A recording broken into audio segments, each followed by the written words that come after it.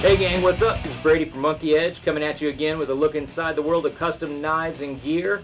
Apologize for the delay since our last video. We got a little hung up in Vegas at the Usual Suspect Network gathering, which was a blast. We had a good time. It was good to see everybody. This week we are again going to feature Les George, who just so happens to be the cover boy for the latest Blade magazine with his XM-7 EOD knife. As you know from our last video, Les is United States Marine Corps combat veteran with combat EOD team leader. EOD is Explosive Ordnance Disposal. For those that aren't down with the acronyms, they keep bombs from blowing up. Incredibly dangerous job. The role of the knife for the modern warfighter has changed. Guys need stout tools to do multiple jobs other than that, not necessarily that a traditional knife would do. So to answer this call, and through extensive field testing, Les has arrived with the final version of his XM-7 EOD knife. So this XM-7 EOD knife is just under 12 inches long, has a blade of about 6.5 inches, full tank construction, meaning one piece of steel from tip to bottom here, 1/4 inch thick S30V stainless in a stone washed finish, which helps moderate corrosion, because even stainless steels will rust in harsh environments. And Les has really made this knife suitable to the modern warfighter in the sense that guys aren't exactly sneaking around being ninja-like taking out sentries. Guys need a tool that is kind of a combination between a pry bar and a knife, as well as a hammer in certain situations. And so the XM7 is kind of meant to fill those roles.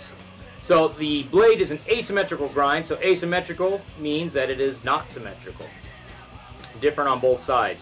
The primary flat cutting surface of the knife is a hollow grind here, and the Tonto tip is a flat grind, which kind of lends the tip for extra strength as it bears the brunt of poking or prying.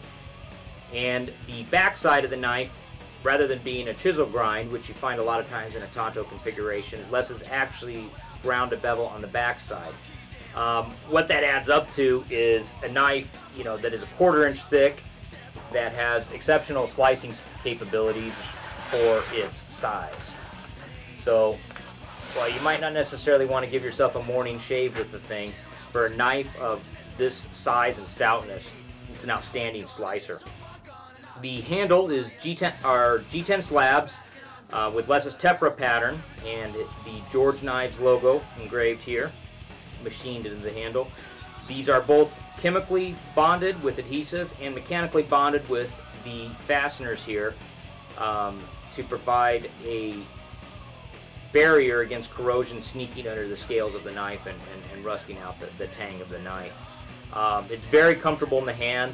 The Tefra pattern is great either whether you're using bare hands or you're working with gloves, as a lot of times these guys are doing.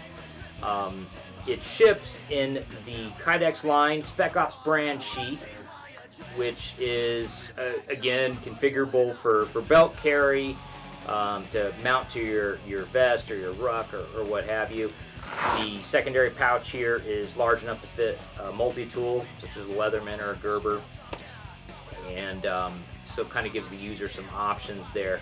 So I know this has kind of been a labor of love for Les, as it's going to guys that need it. He's been selling a ton of them to active duty guys, so I'm glad to kind of finally see this project come to fruition, and he's starting to turn these out, so that's cool.